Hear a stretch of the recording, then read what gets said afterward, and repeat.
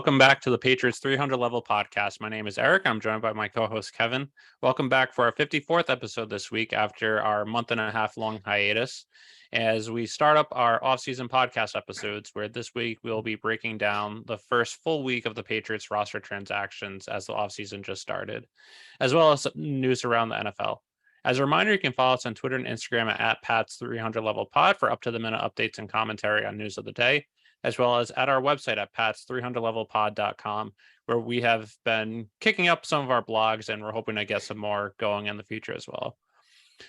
So as we mentioned, one of our last few podcasts, as well as in some of our blogs and on Twitter, some of the biggest positions of need for the Patriots this offseason were wide receiver, cornerback, offensive tackle, free safety if Devin McCourty retired, and linebacker. Those were pretty much our five biggest needs. Kevin, what are your thoughts so far about a week into the offseason?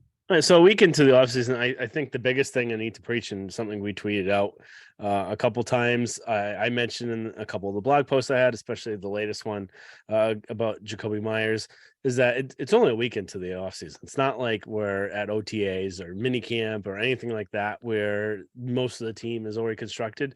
There's no reason to overreact. This is exactly what the Patriots do pretty much every year, 2021 being really the outlier of it all, that and 2007. So it's not very common where the Patriots make these big splash moves and day one of free agency. It's going to take time to build things out, and they're sneakily kind of improving the team all over. It's just you got to have to actually look to see what they're doing. Linebacker, I'm still a little hesitant on, just because we went into last season agreeing really with their philosophy where they didn't need to make any moves because they had McMillan, they had Wilson, they had the guy. I don't know if I'd say agreeing. We saw the potential upside and we're hoping that would be the case. Mm-hmm. But a lot of it was unproven, which we kind of saw this year too. And they still haven't done anything to fix that here. So there's always the draft. There's always maybe someone that they could sign that could step up. But right now, I feel like the positions that I'm kind of most really concerned about would probably be linebacker, because I think wide receiver, you look at really what they have, and we'll get into this in a little bit, but they have a serviceable group that's better than it was last year. You could say, looking at what they have an upgrade. Tackle, they're going to draft someone, so I'm not too concerned there. I don't want them spending $16-20 million on a tackle in free agency. Cornerback, I really want them to get a lockdown corner.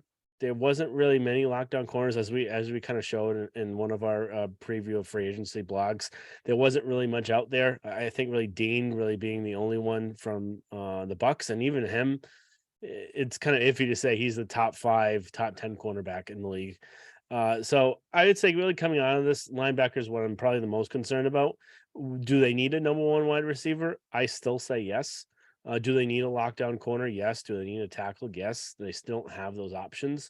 But I would say the thing I'm most kind of concerned about going into the draft and really into the season next year would just be linebacker, because we know how linebackers evolved over the years, and they still don't really have that piece that you could say is that sideline to sideline linebacker that can make all the moves. And there's some pieces out there in free agency they could have signed, and you have the cap space. And Eric was really gunslinging for Bobby Okereke, and he did not sign with them. So there were those options. There was him. There was the guy the Bears ended up signing. There's a few other options. Edwards. And they didn't end up getting anyone other than their retreads. So it'll be interesting to see how they look to fixing it up. I hope they do take a look at that. No, I agree. And I think it's important that you brought up that it's only 1 week into the offseason. So no reason to sound the alarm. This is typically what the Patriots always do, is they let the market set itself and then they try and get the best value. A lot of times if you're setting the market trends, you don't get the best value, which Patriots in 2001, they set the market, and we saw that they didn't get the best value with Jonnu Smith. You could argue maybe they didn't with Hunter Henry. After the first year, you could say yes. After last year, you could say no. They did get some with Matthew Judon. You could say Bourne's value was worth it. Nelson Aguilar's was not. So that's the issue where you try and swing for the fences. It doesn't always pan out. But a week in, I'm actually cautiously optimistic of how well this Patriots team is going to be. Kevin, your camera is frozen again. There we go. Um, And then, guys, if you're watching on YouTube, in case I keep freezing much more, I'm just going to switch to my avatar. So you get a little cartoon video out of this. Yeah. So again, I really wanted Bobby Okereke. He's a very fast linebacker, really productive for the Colts the last 2 years. And I thought with his speed, his physicality, you're frozen again, that he would be really good for this Patriots defense. And they didn't get him. I thought it was a reasonable contract at 4 years, $40 million he got from the Giants. There's Kevin. So I thought that that's something that with the Patriots cap space they could have gone after, but they opted not to. But I think we can start going into some of the signings, some of the just additions and what happened now, just so we can start going into it. But I'd say the biggest loss for the Patriots was Devin McCourty retired.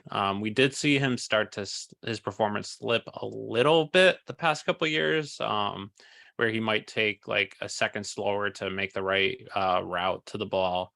But he still played 97% of the snaps, which is by far the most on the defense, followed by Juwan Bentley at, I think, 80%. So he was playing a lot. His football IQ is definitely going to be the biggest loss on this Patriots team.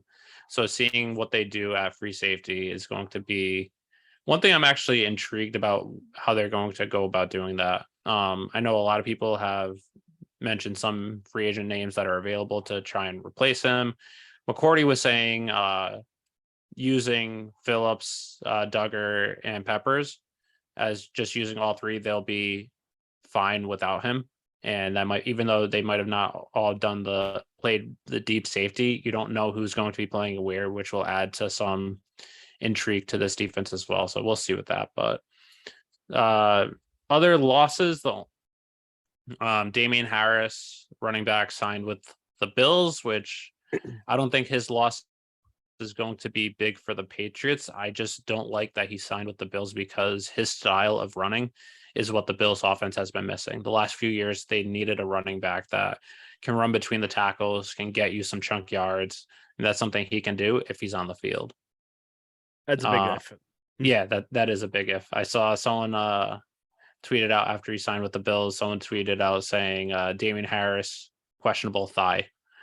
Which is pretty much what he was last year. They released Jalen Mills, which is a little bit of a surprise considering he wasn't on a huge contract. It did save them about $5 million in cap space, but the last 2 seasons he's missed their biggest games.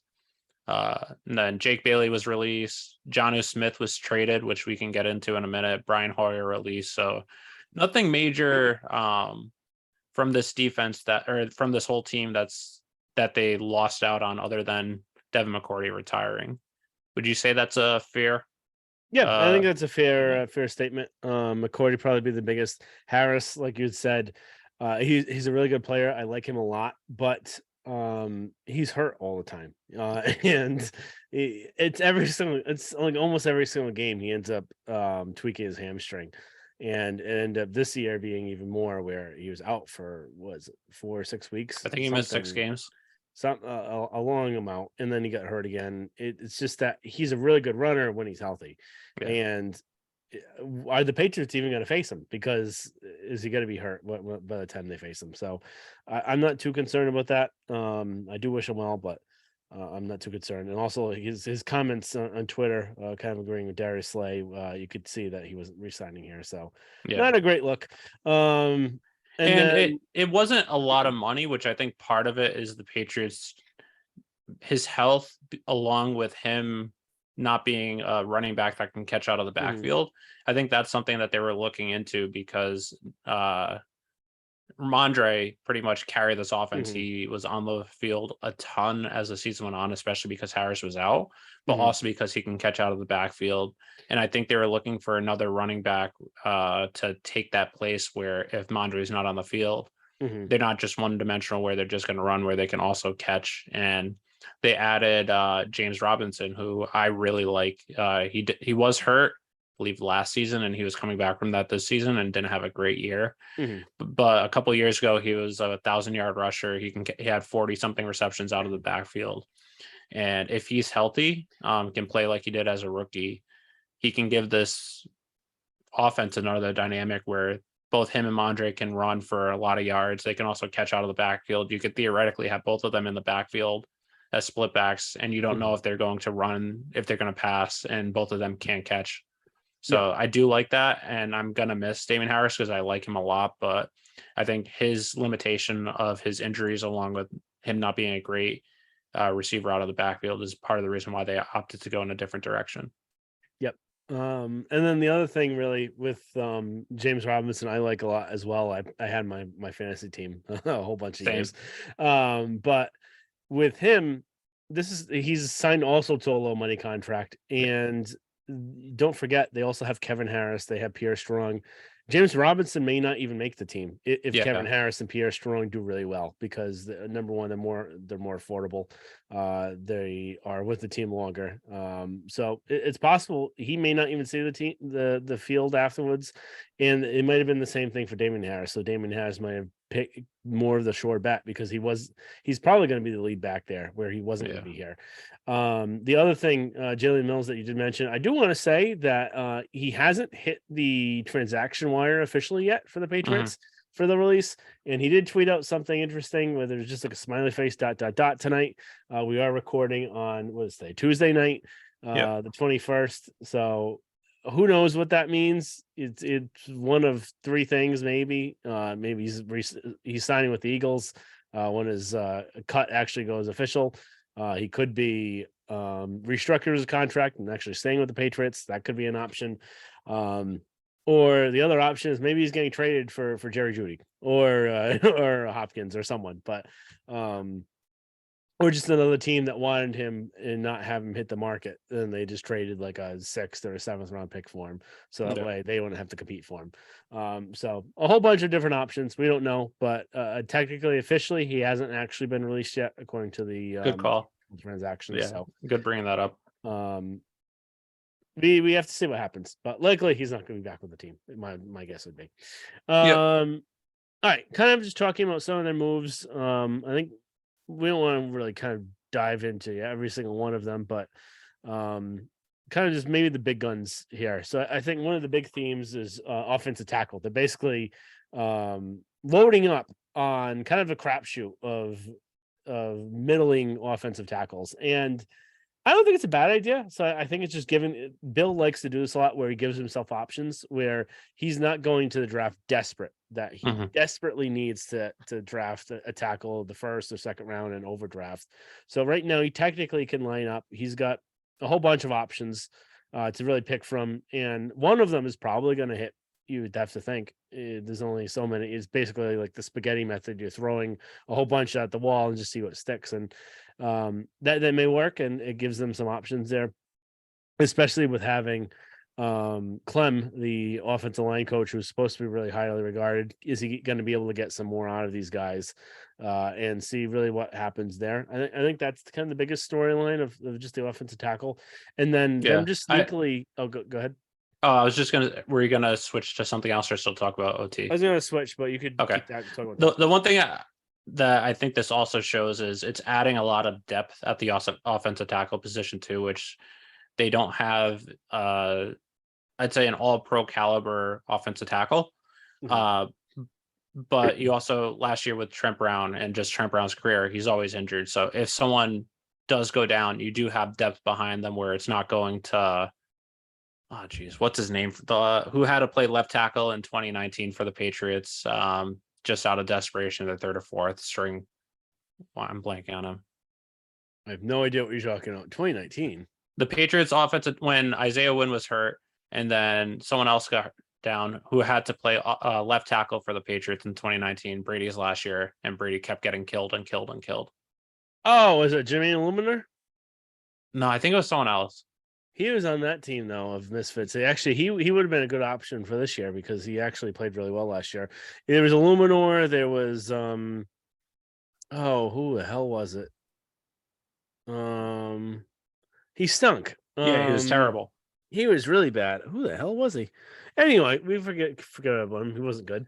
But The reason why I bring that up, though, is just so that you have positions where if someone goes down like Trent Brown did or Isaiah Wynn did, you have options where you can stick someone in. They might not be all pro, but they'll give you some depth and you won't have to be freaking out about it. So they have options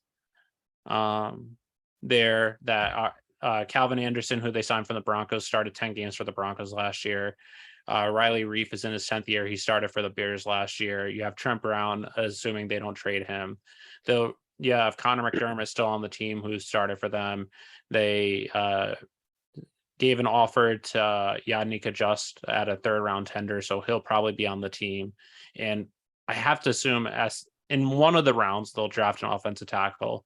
And if that's the case, you have 6 different offensive tackles. I don't think all of them are going to make the team, but you have options going through mini camp and training camp and preseason to see who's going to be that starting offensive line. Yep. So you didn't spend a ton of money on middling offensive tackle, but you spent enough to have a lot of depth. Mm-hmm. So kind of switching gears, still on the offensive side, but Juju Smith-Schuster, I think, is probably the biggest signing that they have.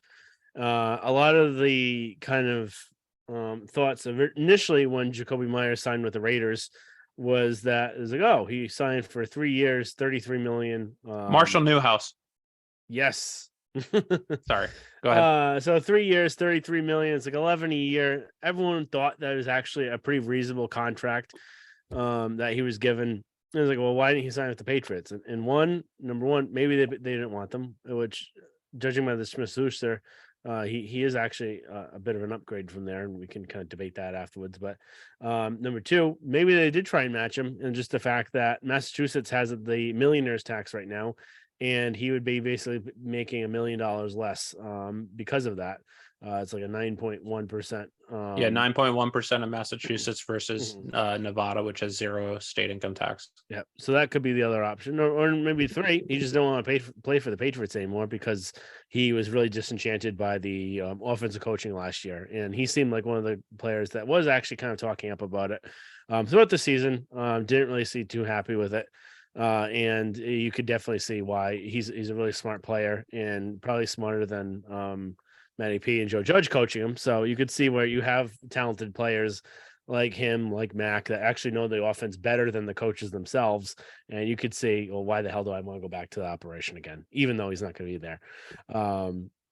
So all of that said, I actually think I really like the Juju signing, where initially I was like, he's a tic-tac guy. He's old. Yeah. And then comes to find out he's only 26 years old, which he seems like he's been around the league forever because he's, I think, the youngest player to catch a touchdown, I think, in the NFL history. I think so. Something like that. Something weird. So he's been in the league for a little while, but he's still only 26 years old, so it's not in the downturn of his career. And the yak that he gets is way more than Jacoby Myers gets. He's usually ranked around 10th in the league in yak, somewhere around that, plus or minus a couple. And then Myers, as we know, great player, really hardworking, but there's a limitation to what you can get with him. And he's great at finding getting open in zone coverage. He's not great at getting separation. He's not great after the catch. There's a reason why he only has a few touchdown catches in his career, because once you get into that shortened red zone area, you have to get separation. It's not something that he's able to really do that well. He did have 6 touchdowns last year, but the year before he had his first 2 of his career. But again, that's something I was going to bring up too, is that he's part of the reason for him is he's not the fastest. He's not the tallest compared to some other players. He's 6'2", which is relatively tall, but he's not like a 6'4", 6'5" guy. So without having that quick burst like Julian Edelman did to get open, and without being super tall, he's not a great fit for a Patriots team that's trying to get faster and more explosive.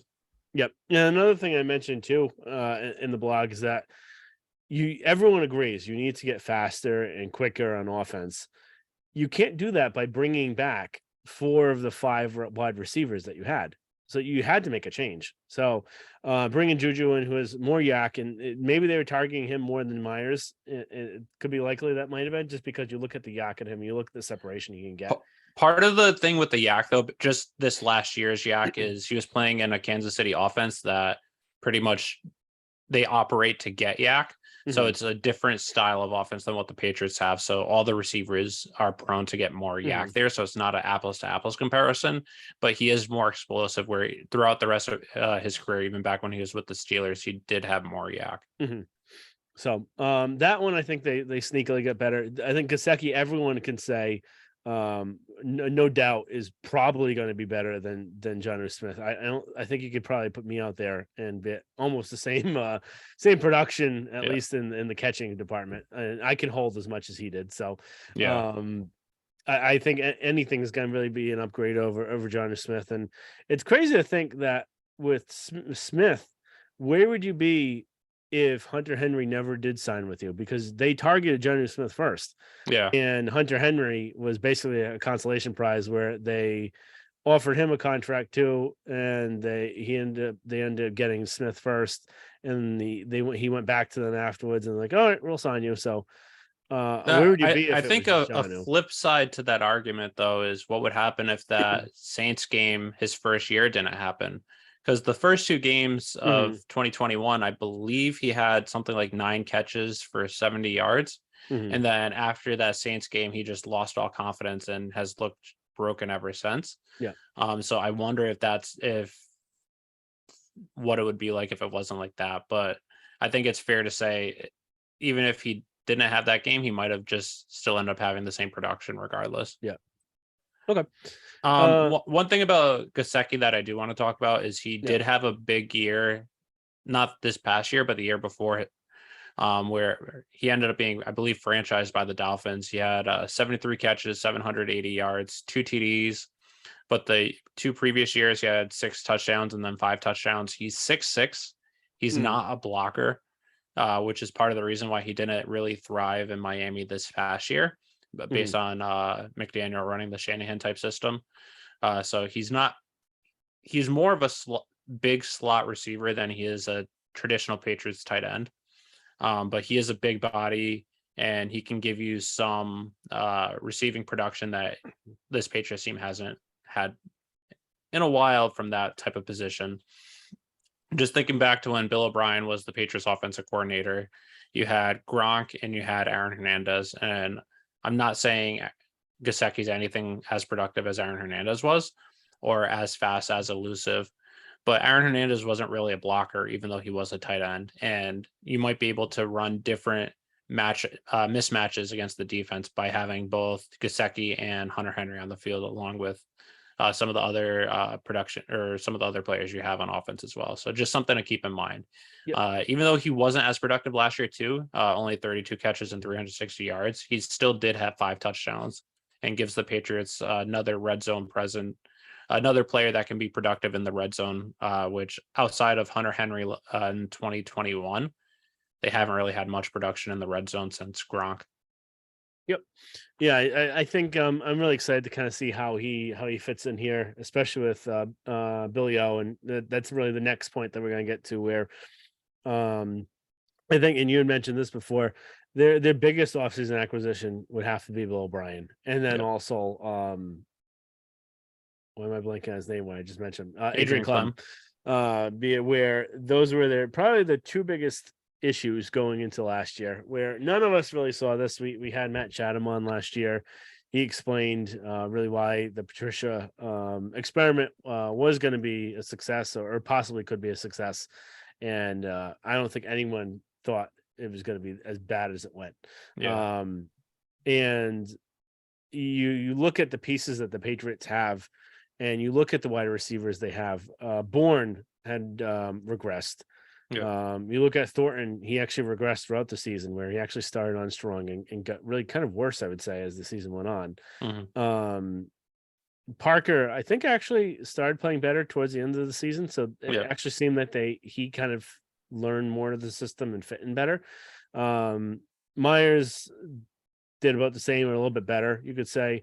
And then Mac regressed from where he was kind of trending until the end of the year when he started to play better. But he wasn't put in the most opportune system. Yeah, the thing with Mac, I would say is I don't know if I would say he regressed. He was just put in not a good situation where you saw him make throws that he didn't make the previous year. Mhm. But given the circumstances around him where plays aren't being called in appropriately and just how in the beginning of the season they wanted him to attack deep with receivers that aren't really people you can attack deep with Mhm. or throw the ball downfield, he wasn't really put in a situation where he could Yeah. be successful. Yep. No, agree completely. And then it's just having the consistency where like receivers not being open and not having the right route trees and Yeah. having route timing and every still a little bit of basic offensive coaching skill that they should have had that they didn't have. They're gonna have that, and they're gonna have even more than that. So I'm really excited to kind of see what Billy O is going to be able to get out of this team. How is Matt going to look with a competent offense coordinator again? How is Bourne going to do actually having real coaching around him? Is he going to take it to the next level? And I hope that he stays with the team. I hope they don't trade Yeah. him before it, because I think he's probably the most dynamic player that they have right now. Besides Thornton's speed. And And then Mondre. and Mondre, but Mondre's a running back, and Yeah. again, you can only get so far with a running back. Mhm. And then Parker, how are they going to utilize Parker and really hit on the things that worked really well that they found towards the end of the season, where he's instead of being that big deep threat that they tried to do those 50-50 balls, they did maybe some of those long passes that he could box someone out, which was good, but actually have him be kind of that big slant kind of guy, Yeah. big slot guy kind of guy, where he would run slants and in cuts, and that's where you would hit him on rather than trying to just throw 50-50 balls all the time. So I'm really just excited to see what he's going to get out of him. I think it's going to look a lot better. And where you technically would be fine right now without a number one wide receiver. Mhm. Would it help Mac a ton if he had one? Yes, and that's why I still think that they need to get something. But do they need one right now? You could make the argument that with Billy O, he could get more out of Bourne and make him a high number two, a low number one wide receiver. You could say the same I don't thing. know if I'd say number one, but It depends on what you can get out of him. I think yeah. he's really dynamic. Yeah, that's right. And I guess I could see him definitely having 1,000-yard season, which Mhm. he almost did in 2021. And if you can get 1,000 yards, 1,200 yards, all-purpose yards, then maybe I think you could be on the argument of it. That Yeah, low I number can't one. say that you're a top 10 or top Yeah. 15 wide receiver, but you could say he's a number one wide receiver on a team. Mhm. Um, Thornton, we still don't really know much about him. He looked towards the end of the season and kind of lost, but that you can expect that with a rookie at Yeah. the end of the season, where there's a lot going on in the season, and you shouldn't be throwing as much as they did on his plate. So how is he going to look coming into year two? Is he going to look better? Is he going to actually catch the ball sometimes? So that's another one. And then another thing that you and I kind of disagree a little bit about. I think Marcus Jones could be the next Tyreek Hill. I don't think so. You don't think so, but the flash and the speed that he has, it's just something that you can't teach, and it's something that they don't have right now. Other than you could say maybe Thornton has the speed, but he doesn't have the quickness that Marcus Jones has. I know we talked about this personally, but part of the reason why I don't agree with you is I think he got the production he did on the offensive side last year because he was only utilized so little. As the season went on, you saw that he was actually very productive as a slot cornerback. And then he was dynamic in the punt return game, as we saw. And then the few plays he got thrown on offense, he did well. But I think if you give him a set 5-10 every single game, he's not going to be as productive. Tyreek Hill was very good in college. Part of the reason why he fell so far in the draft was due to it was either draft or supplemental draft. I forget which one. I think normal draft was due to personal off the field issues, but he was productive. Marcus Jones did play on offense, but he didn't have the same type of production. Granted, it was a small school like Houston, but I think the best role for him is to still be a slot corner, which you still need unless you move Jonathan Jones there. but you have him as slot corner, you have him returning punts, and then maybe a couple of plays here and there every few games, maybe max 5 plays a game, and you can do some trick plays with him as well, and you can get some production out of him like he did in the Buffalo game where he caught the he caught the ball and then ran for a touchdown. So that's my thought on it. I think he could be productive, but I don't think he could be like Tyreek Hill. We saw Devin Hester when he went to the offensive side of the ball as a full-time wide receiver. He wasn't really as productive as he was as a kick and punt returner. Yep. No, so we just agree or disagree there. But we'll be interested to see kind of how they use him going forward. Yep. So I think that's pretty much it for the additions that they made. They're the re-signings. I don't think there's really much to talk about. There is a one little last bit thing. oh, sorry. I said one other thing I want to hit on. Basically kind of calling out right now Chris Gasper and Felger and all of those other people out there that are trying to make a big deal of the special team signings that they've been making. If you actually look at the contracts and you actually see the money that they're spending on these players, it's nothing absurd that they're actually spending. It's a small fraction of the cap. Joe Cardona is making the veteran minimum for his service time. So it's A little more than veteran minimum, but cap space is veteran minimum. okay. According to Pat Miguel from Pat's Cap.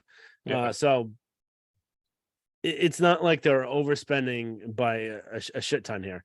And it's just something that the Gaspers of the world, the Felgers of the world, are just trying to troll the Patriots. And we know the Boston Globe, they try and hit the Patriots whenever they can because they hate the Red Sox. Or they hate the Patriots because they own the Red Sox. Yeah. I'm getting sick of it. I think Gasper is a Petrid puke, and I don't want to hear from him again. And I'm just really disappointed. And the thing with the special teams too is usually the Patriots have one of the best special teams in football. 2021 they didn't have it good, and then this year, outside of Nick Folk's field goal kicking and Marcus Jones kick returning, they were pretty much atrocious. And you could argue they cost them at least making the playoffs, possibly worse. They gave up 3 kick returns for touchdowns, one in the Vikings game, which if they didn't allow that, they either win or it's much closer and they have a chance to win. They allow 2 versus the Bills. You lose to the Bills by 13. So you get rid of those 2. You might win that game against the Bills and get into the playoffs. I believe they had 2 punts blocked, if I'm not mistaken, or that might have been the year before. You have terrible punting, both with Jake Bailey and then Michael Pilardi. It's just, it was absolutely pathetic. So it makes sense why they're trying to get better on the special teams, where they signed Chris Board, who many people say, including Belichick, is one of the best special teams players in football. They re-signed Cody Davis. They re-signed Matthew Slater. They re-signed Joe Cardona. They re-signed Mac Wilson, who played a lot on special teams last year, even though he wasn't playing on defense, which I think re-signing him is partially due to his potential on defense, but also the production he did have on special teams. So without us knowing who their punter is, and that could be a different story since they don't have one on the roster, outside of that specific position, their Patriots special teams has gotten much, much better than it was last year. Yep, agree completely. All right. Anything else you want to hit on? I just want to hit on just some of the re-signings, which is part of the reason why I think this is a very sneaky good off season for the Patriots so far. Is they didn't really let any key players leave outside of Damian Harris, which we both could argue that it's not necessarily a big loss. But they re-signed Jonathan Jones, who is their number 1 cornerback, and he's excelled as a slot cornerback. He was pretty good as an outside cornerback last year, outside of the game versus the first Stephon Diggs game. But he was good against the Dolphins and Tyreek Hill. He was good against pretty much. He wasn't good against Justin Jefferson, but he wasn't bad either. It was just Justin Jefferson was so good that it's kind of tough to he was put in a bad spot. But he was a key contributor to this defense. He's had a lot of years on this defense and knows it inside and out.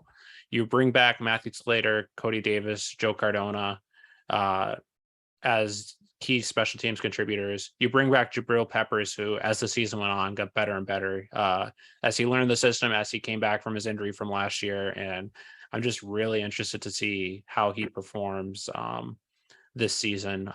Another full off season under his belt, a full season under his belt in the system, and seeing him mixed with Adrian Phillips and Kyle Duggar in the secondary is going to be, I think, is going to be something really special.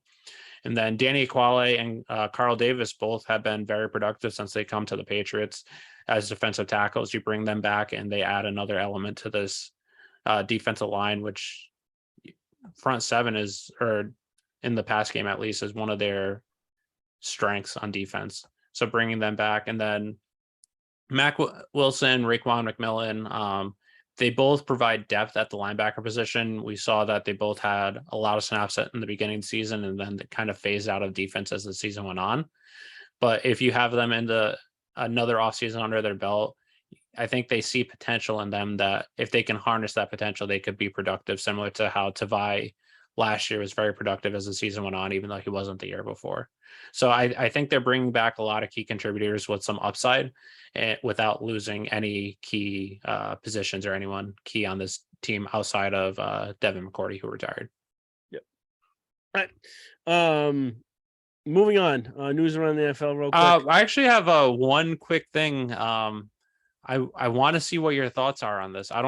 I just thought of it a couple days ago. I don't know how realistic it is, but just considering contract and everything, what do you think the likelihood is of a surprise Josh Uche trade? He's coming into the last year of his deal. He had, I believe, 12 sacks last year. I think the thing that would hurt the Patriots is you lose that production, but also since he's only had half a season of production outside of, say, Chandler Jones, who they traded for, I believe, a second round pick, which they turned into third and fourth. Chandler Jones was productive his entire time, whereas Uche was only productive half a season out of 3. I think if he had more production and could have gotten a higher pick, I would say they would trade him. But with kind of how Bill kind of raved on him the end of last year, and you kind of look at the history, Trey Flowers, they let leave. I think he's going to be the same situation where they let him walk. They're not going to pay him, obviously, because they don't pay pass rushers. Judon being really the exception to the rule. So I think he'll be back for another year, and will hopefully be even a little bit better. But I don't think they'll trade him unless they get wowed. But I doubt someone's going to offer much for a half a season production. That's what I thought too, but it just popped in my head where he's entering a contract year. They're not going to pay him because they also have to pay Duggar and Awenyu. So he's probably going at the end of the year. So what's the likelihood they try and recoup something for him? All right. Moving on quickly. News around the NFL. Not too much to talk about, but there's a couple big moves. First one and foremost being my favorite one. Something I predicted for, I don't know when. Maybe it was October. October. I don't think Carr was sucking too much then. I'd say end of November. Yeah, maybe end of November, when it was really the possibility.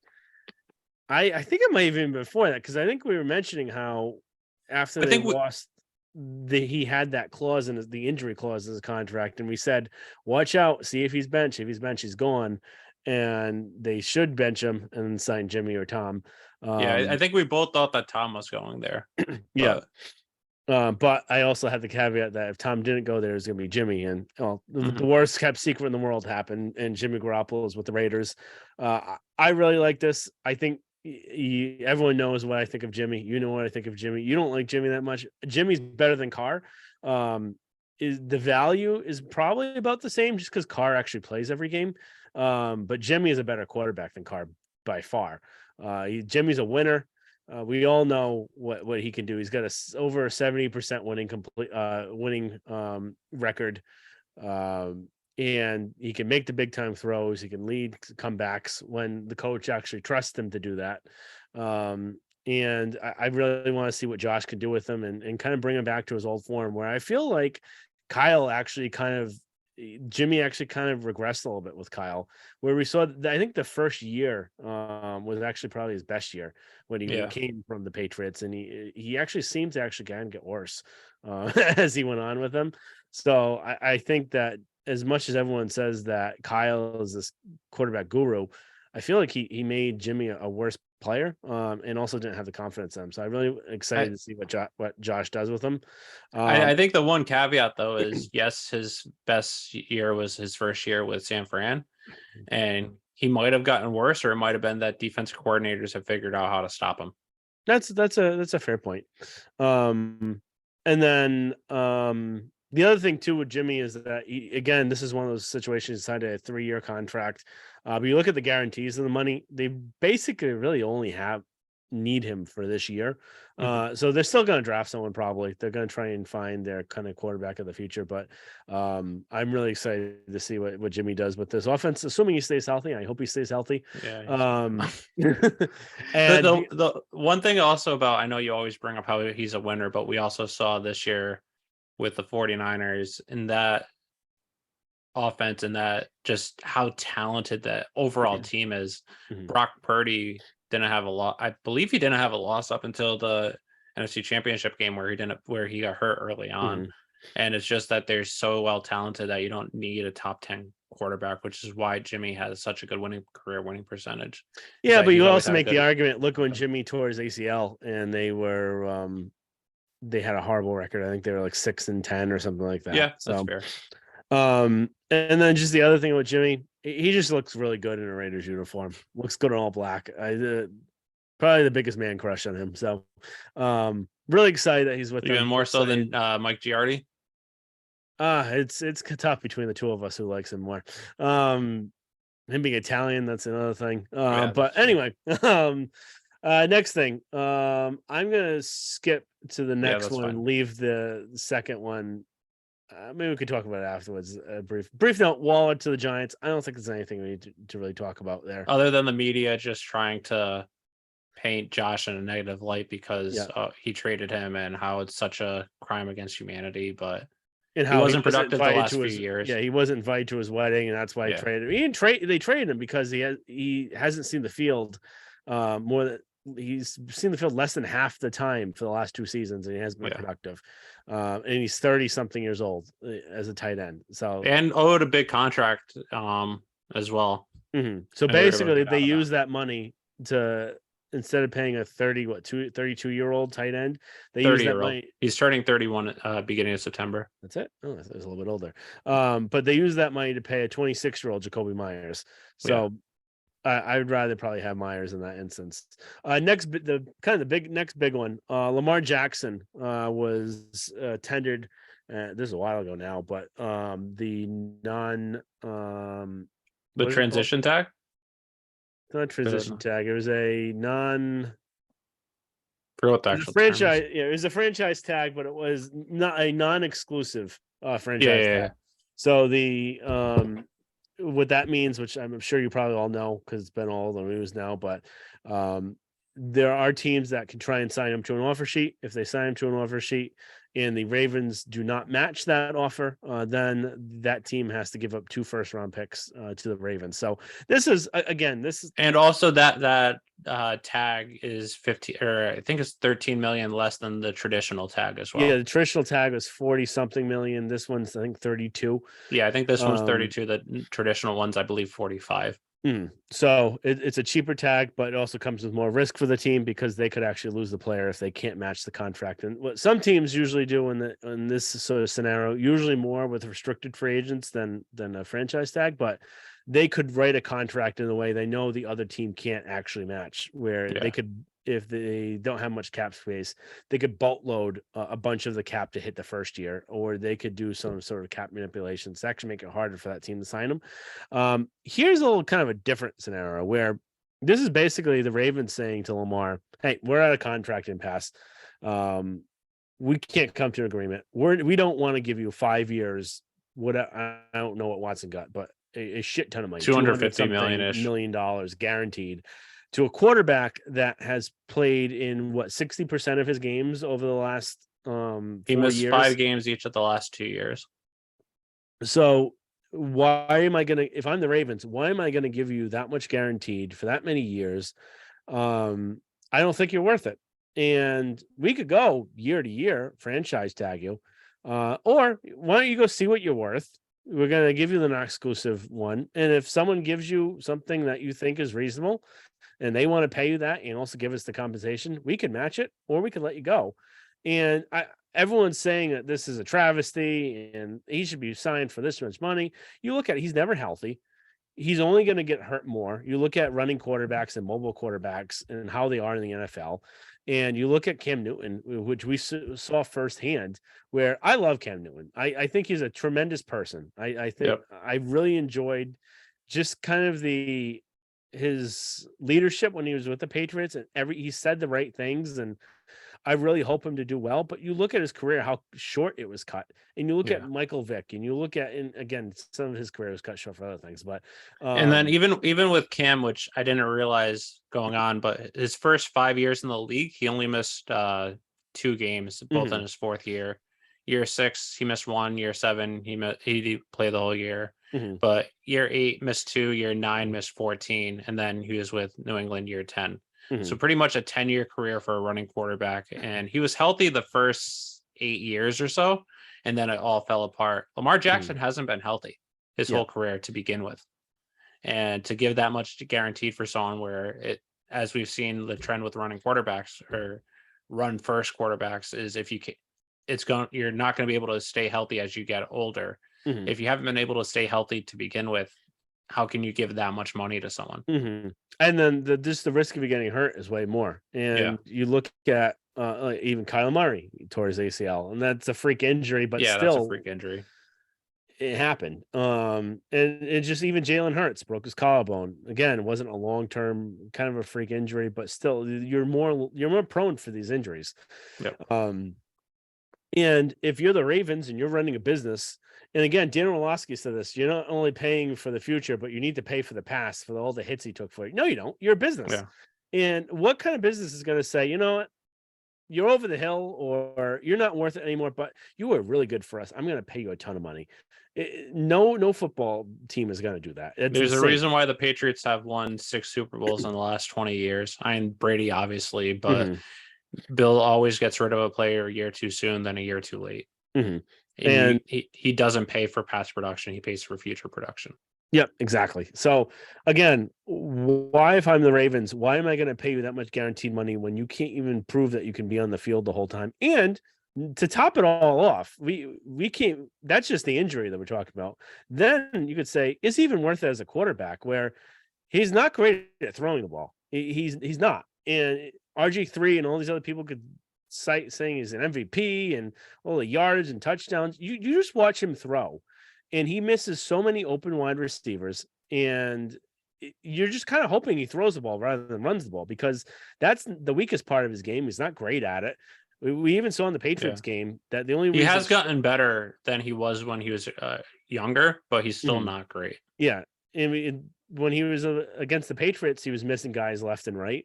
And then there was a game where I needed him to hit just one touchdown. He missed 3 wide open touchdowns where no one was covering the guy, and he just overthrew it because he couldn't hit the pass. So again, why am I paying that much money to a guy that, number one, isn't a great quarterback overall? So when his legs do give out on him, he can't rely on his arm. He can't rely on his accuracy. So the difference between him and Patrick Mahomes, or him and Josh Allen, probably Mahomes more so, because I think Allen, you could see some of it is relying upon his legs, but they can be in the pocket and pass and throw and have somewhat accuracy, and Lamar can't do that. So again, I think the Ravens are doing the right thing.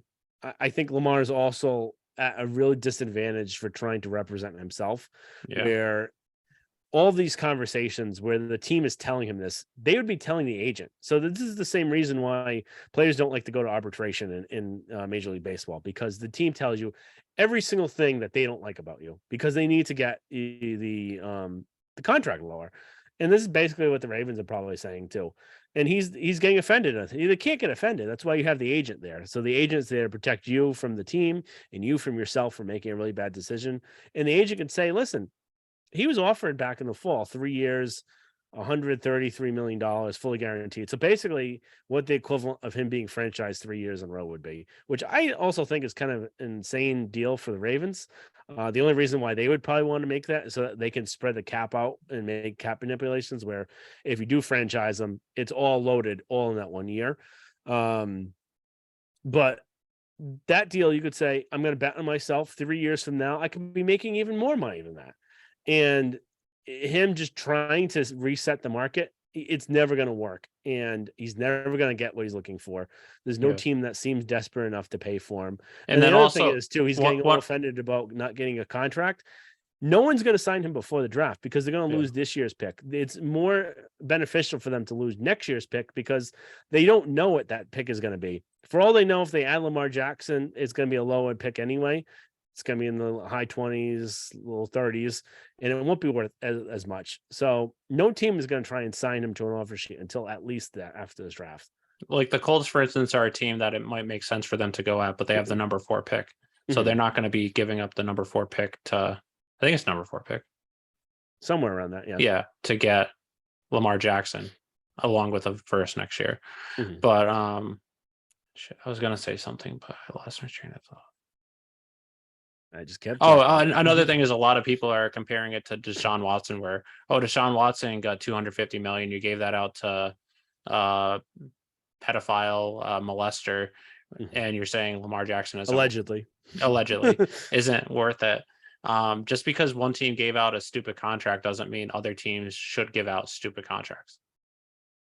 100%. All right. I think we kind of talked a little more too much. Yep. Last thing, Aaron Rodgers possibly to the Jets. So he came out last Wednesday and said that he made his decision. He wants to play for the New York Jets, and all the Packers have to do is trade him there. And that when he was going into his darkness, he was 90% retired, and he came out of the darkness and he saw the light, and he wanted to play again. And he wanted to play for the New York Jets. So since I talked a shit ton about Lamar, I can let you talk first about Rodgers, then I'll give my input.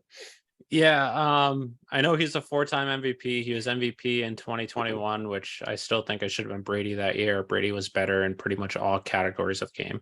But besides the point, Rodgers wasn't as good last year. Even he did lose Devontae Adams, which probably contributed to a little bit. I know some people are freaking out about it. I'm just getting similar vibes of Russell Wilson being traded to the Broncos, where Rodgers is getting older, and I think he's getting closer to the cliff, if there is a cliff. I don't know if he's going to be the same MVP with the Jets that he was with the Packers. The Jets do have a pretty good offense. They have a pretty good team, so that's the one thing that scares me a little bit, but they're still the Jets. And if he puts up numbers like he did in 2021, 2020, then maybe you have an argument that Jets could be one of the better teams in the AFC. I just don't see that happening. Yep. I think we all know, and if anyone didn't know this already going into this offseason, they would have learned it here. Aaron Rodgers is the biggest pain in the ass, narcissistic, egomaniac that's out there. And he claims he's not, he claims he doesn't care about the attention and all this other stuff, but he dragged out this whole thing and he said he wouldn't do it, and he did. And he just doesn't seem like he's on. If he's saying the truth, saying he was 90% retired going to the darkness, is there any way that you can fully be 100% into the season where you want to do Tom Brady last year did retire and then come back? So yeah, but then you also look to see what happened too, where he wasn't, and part of it was the whole team itself, and it wasn't really him. But if he was fully committed to the season, I think it would have looked a lot better than what it was. Again, the coaching, the players, all that sort of stuff around him was bad, but you could tell he definitely mentally wasn't there fully. But I think there were other things that were contributed to that. But that's besides the point. I don't think him retiring and coming back had anything to do with last year. But that's my opinion. Yeah. But when you're not fully into it, and again, this is a new team, so he's gonna have to learn everything. And probably not a new playbook because it's he's been with Hackett, but you need to learn your players. Is he gonna go to OTAs where he hasn't gone for the Packers? Brady did do that with the Bucks initially. Is Rodgers actually gonna do that where he wasn't willing to do it with the Packers? What's his level of participation and effort gonna be? Is he going to just try and rely on his talent and think I'm the greatest and I can do it and I'll be fine? And I feel like that's what's going to happen. I think it's going to be, if I had to bet any money, I don't think it's going to be like Brady going to the Bucks. I think it's going to be more like, or even Favre going to the Jets, where Favre had a really good first year because he was trying to stick it to the Packers. I don't know if I don't think Roger. If I had to bet, I don't see it happening with Rodgers. I don't. He's not a winner, and we've seen this for his whole career. He won one Super Bowl, and you could say part of the reason was McCarthy or his coaching, and yeah, that's part of it. But he's also not a winner. And there's so many times where he's choked away the opportunity to try and win the game. Yeah. Whether it be an NFC championship game or another playoff game. And he just doesn't. He doesn't make the big kind of winning thing. So it's always been against them. And I think he's just not a winner. He's a loser. I wouldn't want him. And this being the Jets only makes me think that even more because everything wrong happens to them. So sorry if you're a Jets fan listening to this and you've gone through what 20, 30 years of misery of everything bad happening where you always think that something's going to be the next thing. You draft Zach Wilson. He's got all the talent in the world, but he doesn't have a head on him. And a whole bunch of other things. I think most people going into the draft knew that, or most rationalized people before pro days knew that was the case with Zach Wilson too. Yeah. But everyone gets enamored with that pro day where he made that one throw that basically made him the number obviously number 2 pick in the NFL draft. So again, this being the Jets, it makes me even more certain that Rodgers is going to flame out and be Russell Wilson. So yeah, I don't think it's going to work out well. The other thing too is the Packers still have to trade him to the Jets.